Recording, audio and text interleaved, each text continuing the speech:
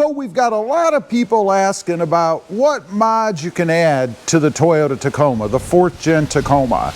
So I thought we're going to do a little walk around or run through. I'll show you the things that I've added to my truck. And I will say, I think everything I've put on this truck so far, I've been very happy with. Easy to do. Anybody can install this stuff. All you need are a few simple garage tools. So let's take a look. First of all, on the outside, and we'll start with some that you probably shouldn't do yourself, or at least one. And that, of course, is the wheel and tire setup. I've got some BF Goodrich KO3s on here. I wanted to try them out. They're a brand new, at least for me, line in the BF Goodrich realm of tires, I guess. What I'm running is a 275/70 R18. I have a 25 millimeter, that's plus 25 millimeter offset. That gives me a little bit of poke on the tires. The wheels are Spike, I believe. I'll try to remember to insert a picture of them here so that you guys can see. I really like these, pretty easy to clean, and I like the look of the black on the truck. Moving down the side, we've got the OEM rock sliders. These are stout. Very heavy duty. They are definitely functional rock sliders. They are not steps. I had someone ask me recently if you could step on the side to get in the truck, or would you just slip off? And the answer is no, I wouldn't do that. They're not meant to be steps. Plus, I'd be worried about people scraping my paint with their foot while they try to get in the truck. Moving on back. We've got a tonneau cover on here. This is the one I had mentioned I was happy with all of them. That's not true. This I would not recommend. It is definitely not waterproof, although really none of them are. But the quality of it just seems a little lacking to me. On the back of the truck, we've got the D-rings or shackles or recovery points, whatever you want to call them. They come from Rough Country. I love the way these look on the truck. I prefer these to the ARB that came with the truck. I actually took those off and sold them. It is a bolt-on application, pretty simple to do. You may notice I did add the covers here for the hitch points. They just plug in. They've been on the truck for a while now. Some people have been concerned about them popping out. I don't think that's going to happen, but if you are concerned, just put a little bit of double-sided tape on each edge and stick it in there, and it isn't going to go anywhere. Over in the middle, we've got the reverse/brake light on the truck. This thing is awesome for giving you a little bit more visibility at night when you're in reverse. Also has a flashing feature and lights up as an additional brake light. It can never be too lit up when you're trying to stop, right? I know somebody's going to ask, the letters that are in the truck, those came from Toyota, I guess, or they came with the truck. I didn't add those, but there are a ton of places where you can get those. Looking inside the bed, I've added the tie downs, of course. These things are awesome. I love these. Very functional, very heavy duty. I've also put the bed stiffeners on from Miller Cat here. These things, as you can see, they're multifunctional for me. I mean, the main function is to keep the sides of the bed from bowing out if you put weight on the top, or maybe on the inside in the form of hauling something that pushes out. Also, I store my tie downs on it. I think it's pretty cool.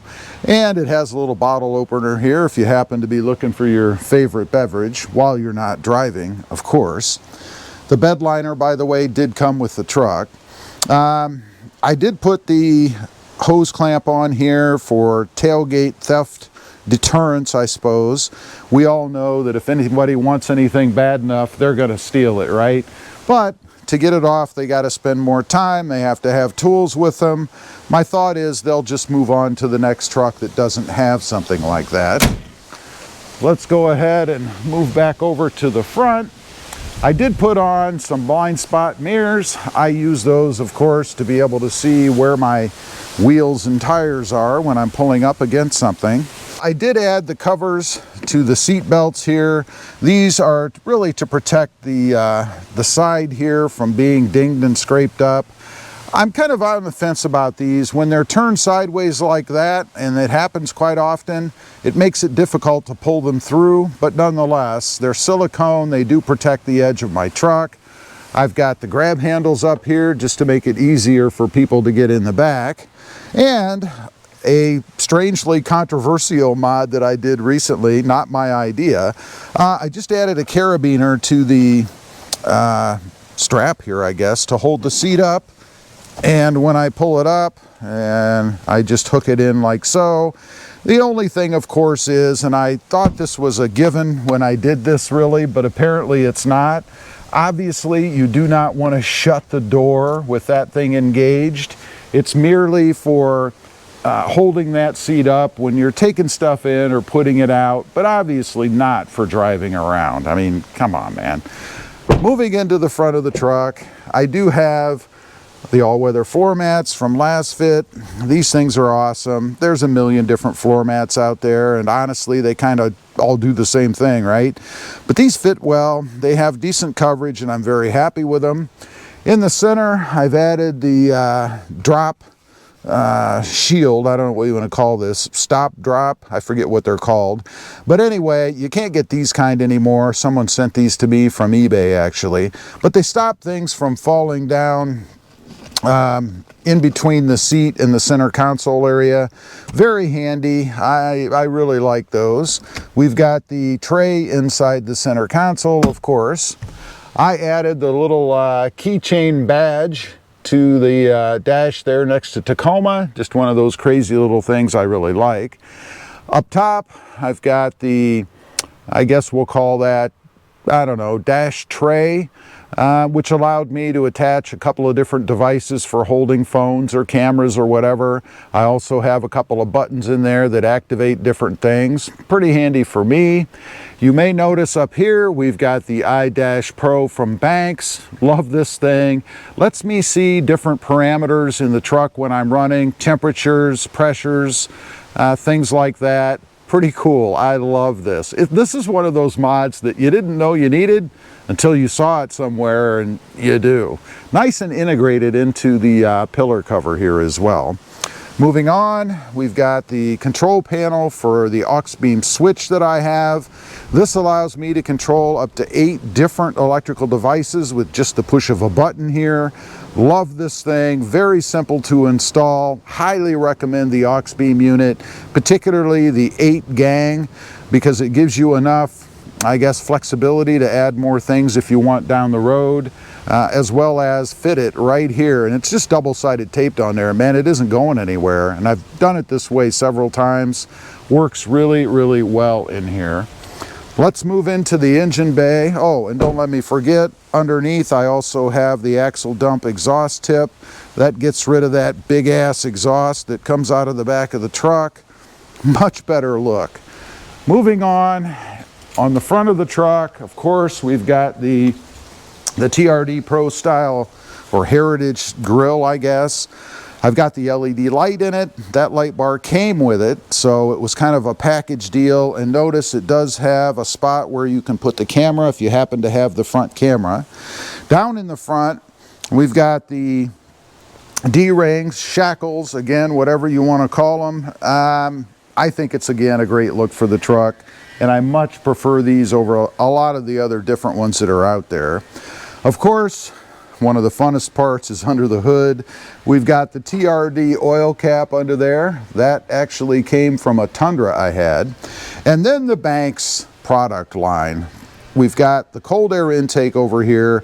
Love this. Over 18 more horsepower. Also gives you over 17 foot-pounds of torque increase. Love this thing. No check engine lights and simple install. Underneath, we've got the Banks boost tubes. These things are awesome as well. They feed more air to the system. And really, for me, one of the biggest benefits is because it makes the turbo have to work less hard, if you will. So it'll extend the life of the turbocharger, something that a lot of people have been really concerned about so far with this new truck. Another thing, this is the other part of the aux beam system. I kind of made this little tray that it sits on here. It's going to power every electrical accessory I have. Right now, I just have the light bar attached to it. There's going to be more things coming for that. It flows on up here to a circuit breaker, 60 amp, that then goes over to the battery where everything is powered. Now, there's one more thing that I've put on this truck that I highly recommend, and that's the pedal monster from Banks. Of course, you've heard of the competition, the Pedal Commander, the Sprint Booster. Banks, and the reason I switched to the pedal monster is because of some safety features that it has that the others do not. If for some reason there's a malfunction or something, it will revert to factory. You're not going to be stranded somewhere. I have seen many videos about people that have had failures, particularly with the Pedal Commander, and they're dead in the water. They also have another feature where you can decide when you want the system to kick in for reverse, for example, under a certain mile per hour. That means that when you touch the gas, it's not going to lurch if you have it set pretty aggressively. There have been video after video out there of people slamming into their garage door or slamming through the front of their garage because they hit that pedal, they forget that they have that unit on there, and it takes off. You don't have to worry about that with the pedal monster if you choose to activate or go with that setting. It won't kick in until you're over, I think it's 10 miles per hour. But a hell of a nice safety feature. The other is it doesn't throw any check engine lights. Numerous people out there I've heard from that have installed other products where they indeed had a check engine light come on, something that you don't want to happen. Anyway, those are I think all of the mods that I have on the truck right now.